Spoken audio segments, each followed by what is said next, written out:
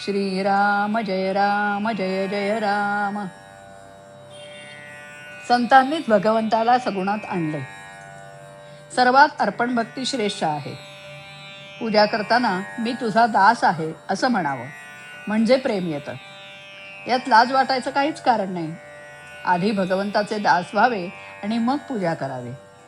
आम्ही इतर कित्येकांचे दास होतो आणि इतक्यातून उरेल तेव्हा भगवंताचे दास होणार. मग पूजेत अर्पण भक्ती कशी येणार?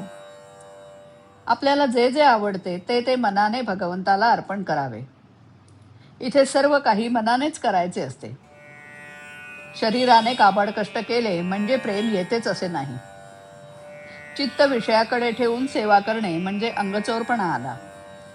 असा अंगचोरपणा करू नये. भगवंताकडे मन लागायला सगुणोपासना उत्तम होय.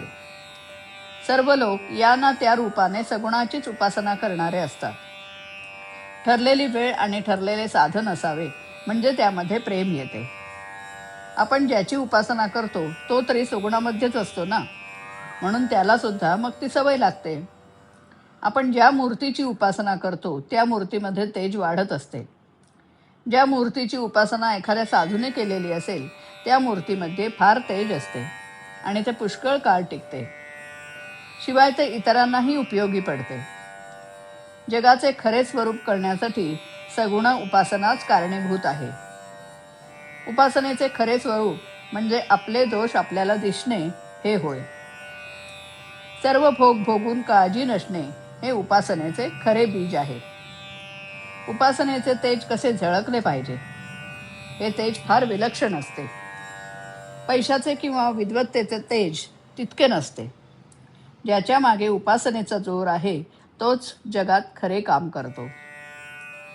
एक बाई डोळे झाकून बसली म्हणजे तिला एक देवी दिसे. त्या बाईशी देवी बोलत असे आणि प्रपंचातल्या वगैरे सर्व गोष्टी कशा कराव्यात हे सांगत असे. परंतु बाईने ध्यान करणे सोडून दिल्याने तिला देवी दिसणे बंद झाले. तसेच एक मुलगा डोळे झाकून बसला म्हणजे त्याला पांढरी दाढी असलेला एक साधू दिसे. कसे वागावे, काय करावे वगैरे सर्व गोष्टी तो त्या मुलाला सांगत असे. परंतु मुलाने ध्यान करणे सोडून दिले आणि तो दाढीवाला दिसेनासा झाला. या गोष्टीचा अर्थ असा की आपल्याला सांभाळणाऱ्या शक्ती आपल्या मागे असतात, त्यांची उपासना आपण सोडू नये. भगवंताला सगुणामध्ये आणला हा संतांचा आपल्यावर फार मोठा उपकार आहे.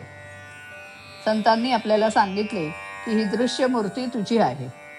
तुला हव्या असणाऱ्या सर्व वस्तू देणारा भगवंत तोच आहे.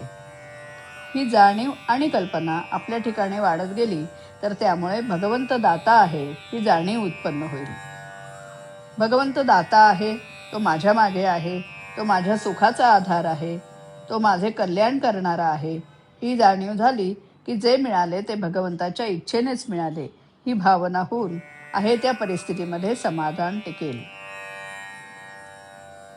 कलियुगात सगुण अवतार नसला तरी नामावतार आहे आणि तोच खरा तारक आहे.